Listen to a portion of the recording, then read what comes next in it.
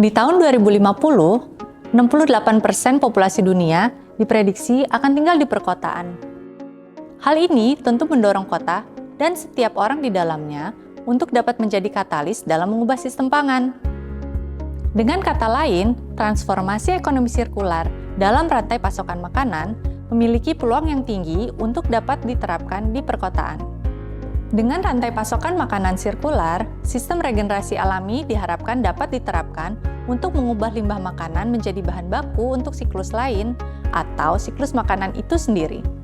Penerapan ekonomi sirkular di bidang pangan juga diharapkan dapat menjadi solusi dari kerugian kehilangan makanan dan timbulnya limbah makanan. Dengan berkaca pada hierarki limbah makanan, para pelaku ekonomi di bidang pangan dapat memiliki rujukan kerangka kerja pengelolaan surplus makanan dan limbah makanan di perkotaan. Prinsip ekonomi sirkular di bidang pangan ini dapat menjadi dasar dari penerapan strategi dan intervensi dalam penguatan sistem pasokan makanan menuju kota berkelanjutan.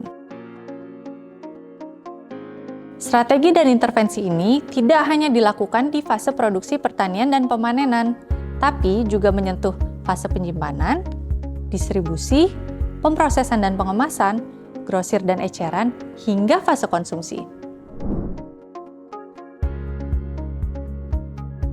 Saat ini, sudah banyak strategi dan intervensi ekonomi sirkular di bidang pangan yang telah dilakukan.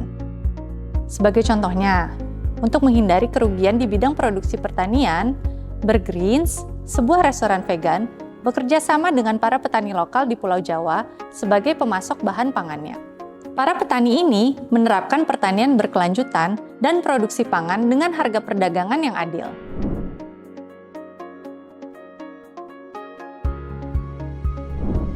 Intervensi dan strategi ekonomi sirkular akan dapat diterapkan dengan lebih efektif dan meluas jika diiringi dengan kolaborasi antar sektor. Kolaborasi ini perlu berfokus pada pengembangan SDM terkait ekonomi sirkular, regulasi yang mendukung, pembiayaan yang memadai, dan teknologi yang meningkatkan inovasi. Kolaborasi ini tentu mensyaratkan peran aktif setiap pemangku kepentingan. Para pemangku kepentingan perlu turut andil dalam mewujudkan ekonomi sirkular untuk pangan di perkotaan.